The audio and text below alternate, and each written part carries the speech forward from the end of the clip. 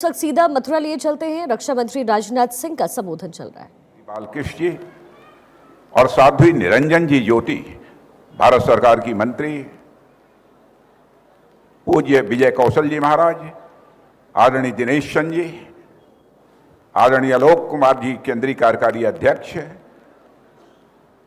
पूजनीय आनंद मूर्ति गुरुमा, पूजनीय देवप्रिया जी, मांडी दादा वेरक जी और पूज्य महामंडलेश्वर ज्योतिर्मयानंद जी, और इस कार्यक्रम में मौजूद सभी हमारे पूज्य संतगण, अन्य सभी सम्मानित देवियों व सज्जनों, आज जब मैं संतों के बीच यहां पर उपस्थित हूं तो अपने भीतर के एक भाव को आप सबके समक्ष अभिव्यक्त करना चाहता हूं। जबकि ऐसे कार्यक्रम में जहां पर बड़ी संख्या में संत उपस्थित हों और विचार व्यक्त करने के लिए मैं खड़ा होता हूं, तो स्वाभाविक रूप से मुझे लगता है कि हमारी बुद्धि, मेरी मेधा अब मंद पड़ने लगी। मैं ऐसा महसूस करता हूं, प्रबल होने लगता है। बहुत कुछ सोचा था कि मैं खड़ा होऊंगा तो अपने विचार लोगों के सामने व्यक्त करूंगा, लेकिन सचमुच जितना करना चाहिए उतना नहीं कर पाऊंगा। आज यदि मैं यहां पर मंच पर उपस्थित हूं, आप सभी जानते हैं जिस जीव का साध्य राधा है और उसको पाने का माध्यम भी राधा ही है और मंत्र भी राधा है, और यह मंत्र देने वाली गुरु भी स्वयं राधा ही है, जिसका सब कुछ ही राधा है और जीवन प्राण भी राधा है।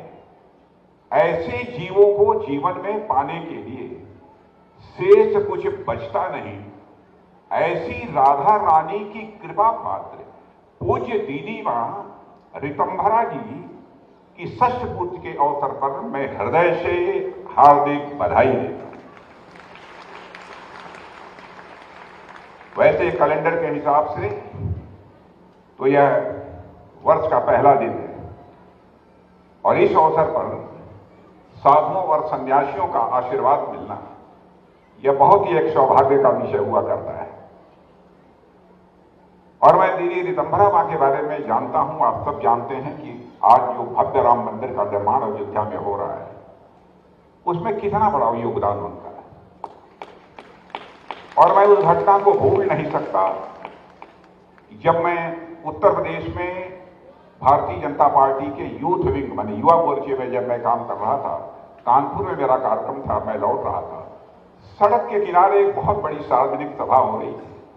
ओज पूर्णवाणी पहली बार अपनी गाड़ी खड़ी करके मैंने सुना था।